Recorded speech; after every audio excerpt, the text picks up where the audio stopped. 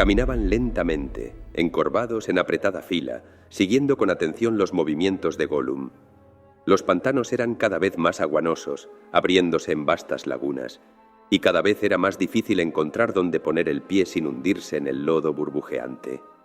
Por fortuna los viajeros eran livianos, pues de lo contrario, difícilmente hubieran encontrado la salida. Pronto la oscuridad fue total. El aire mismo parecía negro y pesado. Cuando aparecieron las luces, Sam se restregó los ojos. Pensó que estaba viendo visiones. La primera la descubrió con el rabillo del ojo izquierdo, un fuego fatuo que centelleó un instante débilmente y desapareció. Pero pronto asomaron otras, algunas como un humo de brillo apagado, otras como llamas brumosas que oscilaban lentamente sobre cirios invisibles. Aquí y allá se retorcían como sábanas fantasmales desplegadas por manos ocultas. Pero ninguno de sus compañeros decía una sola palabra. Por último, Sam no pudo contenerse. ¿Qué es todo esto, Gollum?, dijo en un murmullo. Estas luces ahora nos rodean por todas partes. ¿Nos han atrapado? ¿Quiénes son? Gollum alzó la cabeza. Se encontraba delante del agua oscura y se arrastraba en el suelo, a derecha e izquierda, sin saber por dónde ir. Sí, nos rodean por todas partes. Los fuegos fatuos, los cirios de los cadáveres. Sí, sí. No les prestes atención. No las mires. No las sigas. ¿Dónde está el amo? Sam volvió la cabeza y advirtió que Frodo se había retrasado otra vez. No lo veía. Volvió sobre sus pasos en las tinieblas, sin atreverse a ir demasiado lejos, ni a llamar en voz más alta que un ronco murmullo. Súbitamente tropezó con Frodo, que inmóvil y absorto contemplaba las luces pálidas. Las manos rígidas le colgaban a los costados del cuerpo. Goteaban agua y lodo. «Venga, señor Frodo», dijo Sam. «No las mire. Gollum dice que no hay que mirarlas. Tratemos de caminar junto con él y de salir de este sitio maldito lo más pronto posible, si es posible». «Está bien», dijo Frodo como si regresara de un sueño. «Ya voy. Sigue adelante». En la prisa por alcanzar a Gollum, Sam enganchó el pie en una vieja raíz o en una mata de hierba y trastabilló. Cayó pesadamente sobre las manos, que se hundieron en el cieno viscoso, con la cara muy cerca de la superficie oscura de la laguna. Oyó un débil silbido, se expandió un olor fétido, las luces titilaron, danzaron y giraron vertiginosamente. Por un instante, el agua le pareció una ventana con vidrios cubiertos de inmundicia a través de la cual él espiaba. Arrancando las manos del fango, se levantó de un salto, gritando: «Hay cosas muertas, caras muertas en el agua», dijo horrorizado. «¡Caras muertas!». Gollum se rió. La ciénaga de los muertos. Sí, sí. Así la llaman. No hay que mirar cuando los cirios están encendidos. «¿Quiénes son? ¿Qué son?», preguntó Sam con un escalofrío, volviéndose a Frodo, que ahora estaba detrás de él. «No lo sé», dijo Frodo con una voz soñadora. «Pero yo también las he visto. En los pantanos cuando se encendieron las luces. Yacen en todos los pantanos, rostros pálidos, en lo más profundo de las aguas tenebrosas. Yo los vi, caras horrendas y malignas, y caras nobles y tristes. Una multitud de rostros altivos y hermosos, con algas en los cabellos de plata. Pero todos inmundos, todos putrefactos, todos muertos. En ellos brilla una luz tétrica. Ahora sé quiénes son, pero me pareció ver allí hombres y elfos, y orcos junto a ellos». Sí, sí. Todos muertos, todos putrefactos. Elfos y hombres y orcos. La ciénaga de los muertos. Hubo una gran batalla en tiempos lejanos. Sí, eso le contaron a Sméagol cuando era joven, cuando yo era joven, y el tesoro no había llegado aún. Fue una gran batalla. Hombres altos con largas espadas, y elfos terribles, y orcos que aullaban. Pelearon en el llano durante días y meses, delante de las puertas negras. Pero las ciénagas crecieron desde entonces, engulleron las tumbas, reptando, reptando siempre. «Pero eso pasó hace una eternidad o más», dijo Sam. «Los muertos no pueden estar ahí realmente. ¿Pesa algún sortilegio sobre el país oscuro?» ¿Quién sabe? Sméagol no sabe. No puedes llegar a ellos, no puedes tocarlos. Nosotros lo intentamos una vez, sí, tesoro. Yo traté una vez, pero son inalcanzables. Solo formas para ver, quizá, pero no para tocar. No, tesoro, todos muertos. Sam lo miró sombríamente y se estremeció otra vez, creyendo adivinar por qué razón Sméagol había intentado tocarlos. «Bueno, no quiero verlos. Nunca más. ¿Podemos continuar y alejarnos de aquí?» Sí, sí, pero lentamente, muy lentamente, con mucha cautela. Si no, los hobbits bajarán a acompañar a los muertos y a encender pequeños cirios. Seguid a Sméagol, no miréis las luces. Gollum se arrastró en 4 patas hacia la derecha, buscando un camino que bordeara la laguna. Frodo y Sam lo seguían de cerca y se agachaban, utilizando a menudo las manos lo mismo que Gollum.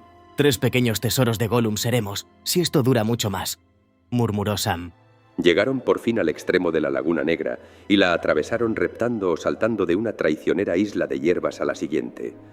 Más de una vez perdieron pie y cayeron de manos en aguas tan hediondas como las de un albañal, y se levantaron cubiertos de lodo y de inmundicia casi hasta el cuello, arrastrando un olor nauseabundo. Era noche cerrada cuando por fin pisaron una vez más suelo firme. Gollum siseaba y murmuraba entre dientes, pero parecía estar contento. De alguna manera misteriosa, gracias a una combinación de los sentidos del tacto y el olfato, y a una extraordinaria memoria para reconocer formas en la oscuridad, parecía saber una vez más dónde se encontraba y por dónde iba el camino. En marcha ahora, buenos hobbits, valientes hobbits. Muy cansados, claro. También nosotros, mi tesoro, los 3. Pero al amo hay que alejarlo de las luces malas, sí. Con estas palabras reanudó la marcha casi al trote, por lo que parecía ser un largo camino entre cañas altas, y los hobbits lo siguieron, trastabillando, tan rápido como podían. Pero poco después se detuvo de pronto y husmeó el aire dubitativamente, siseando como si otra vez algo lo preocupara o irritara. ¿Qué te ocurre?, gruñó Sam, tomando a mal la actitud de Gollum. ¿Qué andas husmeando? A mí este olor poco menos que me derriba, por más que me tape la nariz. Tú apestas y el amo apesta. Todo apesta en este sitio. Sí, y Sam apesta. El pobre Sméagol lo huele, pero Sméagol es bueno y lo soporta. Ayuda al buen amo, pero no es por eso. El aire se agita, algo va a cambiar. Sméagol se pregunta qué. No está contento. Se puso de nuevo en marcha, pero parecía cada vez más inquieto, y a cada instante se erguía en toda su estatura, y tendía el cuello hacia el este y el sur. Durante un tiempo, los hobbits no alcanzaron a oír ni a sentir lo que tanto parecía preocupar a Gollum. De improviso los 3 se detuvieron, tiesos y alertas. Frodo y Sam creyeron oír a lo lejos un grito largo y doliente, agudo y cruel. Se estremecieron. En el mismo momento advirtieron al fin la agitación del aire, que ahora era muy frío. Mientras permanecían así, muy quietos y expectantes, oyeron un rumor creciente, como el de un vendaval que se fuera acercando. Las luces veladas por la niebla vacilaron, se debilitaron y por fin se extinguieron. Gollum se negaba a avanzar. Se quedó allí como petrificado, temblando y farfullando en su jerigonza, hasta que el viento se precipitó sobre ellos en un torbellino, rugiendo y silbando en las ciénagas. La oscuridad se hizo algo menos impenetrable, apenas lo suficiente como para que pudieran ver o vislumbrar unos bancos informes de niebla que se desplazaban y alejaban encrespándose en rizos y en volutas. Y al levantar la cabeza vieron que las nubes se abrían y dispersaban en jirones. De pronto, alta en el cielo meridional, flotando entre las nubes fugitivas, brilló una luna pálida. Por un instante el tenue resplandor llenó de júbilo los corazones de los hobbits, pero Gollum se agazapó, maldiciendo entre dientes la cara blanca. Y entonces Frodo y Sam, mirando el cielo, la vieron venir. Una nube que se acercaba volando desde las montañas malditas. Una sombra negra de Mordor. Una figura alada, inmensa y aciaga. Cruzó como una ráfaga por delante de la luna, y con un grito siniestro, dejando atrás el viento, se alejó hacia el oeste. Se arrojaron al suelo de bruces y se arrastraron, insensibles a la tierra fría, mas la sombra nefasta giró en el aire y retornó, y esta vez voló más bajo, muy cerca del suelo, sacudiendo las alas horrendas y agitando los vapores fétidos de la ciénaga. Y entonces desapareció. En las alas de la ira de Sauron voló rumbo al oeste, y tras él rugiendo partió también el viento huracanado, dejando desnuda y desolada la ciénaga de los muertos. Hasta donde alcanzaba la vista, hasta la distante amenaza de las montañas, solo la luz intermitente de la luna punteaba el páramo inmenso. Frodo y Sam se levantaron frotándose los ojos como niños que despiertan de un mal sueño y encuentran que la noche amiga tiende aún un manto sobre el mundo. Pero Gollum yacía en el suelo, como desmayado. No les fue fácil reanimarlo. Durante un rato se negó a alzar el rostro y permaneció obstinadamente de rodillas, los codos apoyados en el suelo, protegiéndose la parte posterior de la cabeza con las manos grandes y chatas. Espectros, espectros con alas. Son los siervos del tesoro. Lo ven todo, todo. Nada puede ocultárseles. Maldita cara blanca. Y le dicen todo a él. Él ve, él sabe. ¡Ah! Solo cuando la luna se puso a lo lejos, más allá del Tol Brandir, consintió en levantarse y reanudar la marcha. A partir de ese momento, Sam creyó adivinar en Gollum un nuevo cambio. Se mostraba más servil y más pródigo en supuestas manifestaciones de afecto, pero Sam lo sorprendía a veces echando miradas extrañas, principalmente a Frodo. Además, recaía cada vez más a menudo en el lenguaje de antes. Y Sam tenía otro motivo de preocupación. Frodo parecía cansado hasta el agotamiento. No decía nada, en realidad casi no hablaba. Tampoco se quejaba, pero caminaba como si soportara una carga cuyo peso aumentaba sin cesar, y se arrastraba con una lentitud cada vez mayor, al punto que Sam tenía que rogarle a menudo a Gollum que esperase a fin de no dejar atrás al amo. Frodo sentía, en efecto, que con cada paso que lo acercaba a las puertas de Mordor, el anillo sujeto a la cadena que llevaba al cuello se volvía más y más pesado, y empezaba a tener la sensación de llevar a cuestas un verdadero fardo, cuyo peso lo vencía y lo encorvaba. Pero lo que más inquietaba a Frodo era el ojo, así llamaba en su fuero íntimo a esa fuerza más insoportable que el peso del anillo, que lo obligaba a caminar encorvado. El ojo, la creciente y horrible impresión de la voluntad hostil, decidida a horadar toda sombra de nube, de tierra y de carne para verlo, para inmovilizarlo con una mirada mortífera, desnuda, inexorable. Qué tenues, qué frágiles y tenues eran ahora los velos que lo protegían. Frodo sabía bien dónde habitaba y cuál era el corazón de aquella voluntad, con tanta certeza como un hombre que sabe dónde está el sol, aún con los ojos cerrados. Estaba allí, frente a él, y esa fuerza le golpeaba la frente. Gollum sentía sin duda algo parecido. Pero lo que acontecía en aquel corazón miserable, acorralado como estaba entre las presiones del ojo, la codicia del anillo ahora tan al alcance de la mano y la promesa reticente y humillante que hiciera a medias bajo la amenaza de la espada, los hobbits no podían adivinarlo. Frodo no había pensado en eso en ningún momento, y Sam, preocupado como estaba por su señor, casi no había reparado en la nube que le ensombrecía el corazón. Ahora caminaba detrás de Frodo y observaba con mirada vigilante cada uno de sus movimientos, sosteniéndolo cuando vacilaba, procurando alentarlo con palabras desmayadas. Cuando despuntó por fin el día, los hobbits se sorprendieron al ver cuánto más próximas estaban ya las montañas infaustas. El aire era ahora más límpido y fresco, y aunque todavía lejanos, los muros de Mordor no parecían ya una amenaza nebulosa en el horizonte, sino unas torres negras y siniestras que se erguían del otro lado de un desierto tenebroso. Las tierras pantanosas terminaban transformándose paulatinamente en turberas muertas y grandes placas de barro seco y resquebrajado. Ante ellos el terreno se elevaba en largas cuchillas, desnudas y despiadadas, hacia el desierto que se extendía a las puertas de Sauron. Mientras duró la luz grisea del alba, se agazaparon encogiéndose como gusanos debajo de una piedra negra, temiendo que el terror alado pasara nuevamente y los ojos crueles alcanzaran a verlos. El resto de aquel día fue una sombra creciente de miedo, en que la memoria no encontró nada en que posarse a descansar. Durante 2 noches más, avanzaron penosamente por aquella tierra monótona y sin caminos. El aire, les parecía, se había vuelto más áspero, cargado de un vapor acre que los sofocaba y les secaba la boca. Por fin, en la 5ª mañana desde que se pusieran en camino con Gollum, se detuvieron una vez más. Ante ellos, negras en el amanecer, las cumbres se perdían en una alta bóveda de humo y nubarrones sombríos. De las faldas de las montañas, que se alzaban ahora a solo una docena de millas, nacían grandes contrafuertes y colinas anfractuosas. Frodo miró en torno, horrorizado. Si las ciénagas de los muertos y los páramos secos de la tierra de nadie les habían parecido sobrecogedores, 1000 veces más horripilante era el paisaje que el lento amanecer desvelaba a los ojos entornados de los viajeros. Hasta el pantano de las caras muertas llegaría acaso alguna vez un trasnochado espectro de verde primavera, pero estas tierras nunca más conocerían la primavera ni el estío. Nada vivía aquí, ni siquiera esa vegetación leprosa que se alimenta de la podredumbre. Cenizas y lodos viscosos de un blanco y un gris malsanos ahogaban las bocas jadeantes de las ciénagas, como si las entrañas de los montes hubiesen vomitado una inmundicia sobre las tierras circundantes. Altos túmulos de roca triturada y pulverizada, grandes conos de tierra calcinada y manchada de veneno, que se sucedían en hileras interminables como obscenas sepulturas de un cementerio infinito, asomaban lentamente a la luz indecisa. Habían llegado a la desolación que nacía a las puertas de Mordor, ese monumento permanente a los trabajos sombríos de muchos esclavos, y destinado a sobrevivir aun cuando todos los esfuerzos de Sauron se perdieran en la nada. Una tierra corrompida, enferma sin la más remota esperanza de cura, a menos que el gran mar la sumergiera en las aguas del olvido. Tan agotados estaban que al principio ninguno de los dos pudo dormir, pero cuando el sol empezó a descender a lo lejos, envuelto en nubes lentas, Sam se quedó dormido. A Frodo le tocó pues hacer la guardia. Apoyó la espalda contra la pared inclinada del foso, pero seguía sintiéndose como si llevara una carga agobiante.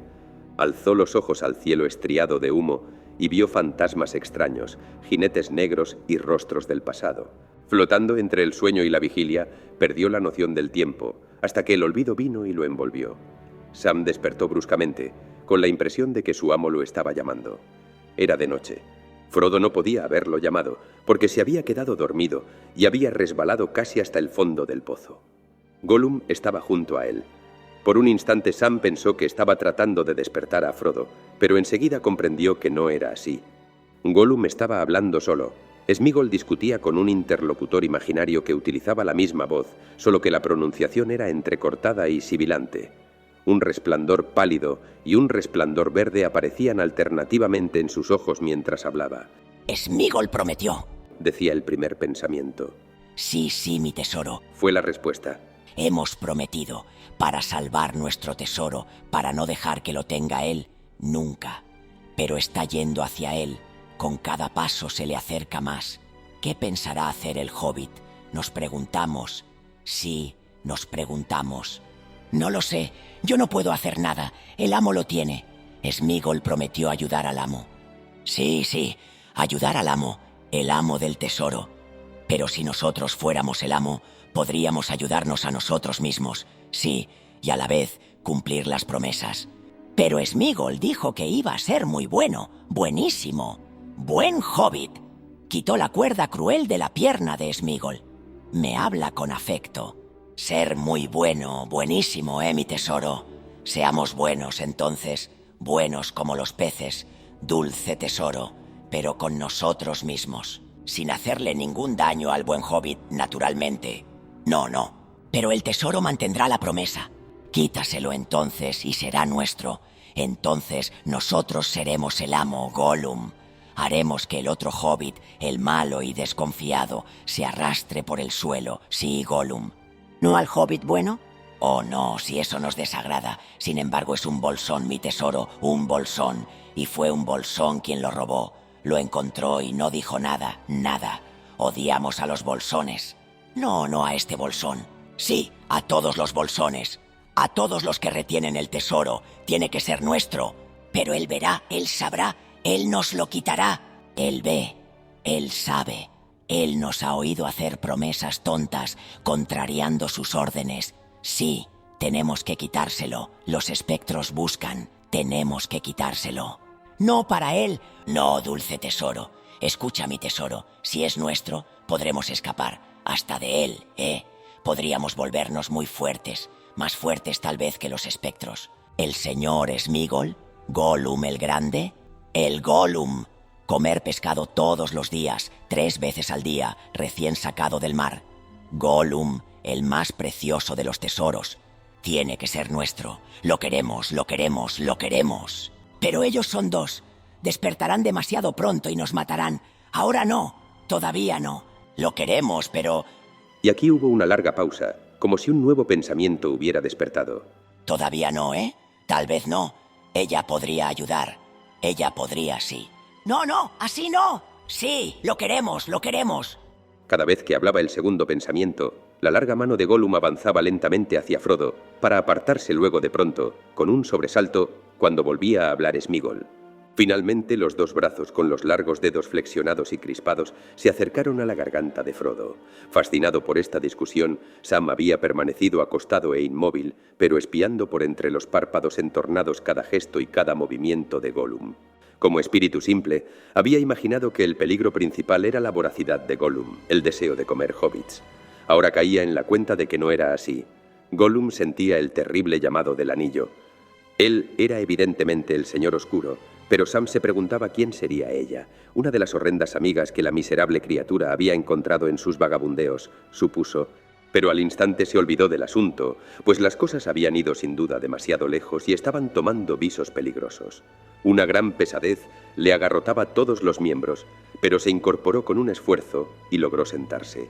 Algo le decía que tuviera cuidado y no revelara que había escuchado la discusión. Suspiró largamente y bostezó con ruido. ¿Qué hora es?, preguntó con voz soñolienta. Gollum dejó escapar entre dientes un silbido prolongado. Se irguió un momento, tenso y amenazador. Luego se desplomó, cayó hacia adelante en 4 patas y echó a correr, reptando por el borde del pozo. ¡Buenos hobbits! ¡Buen Sam! ¡Cabezas soñolientas! ¡Sí! ¡Cabezas soñolientas!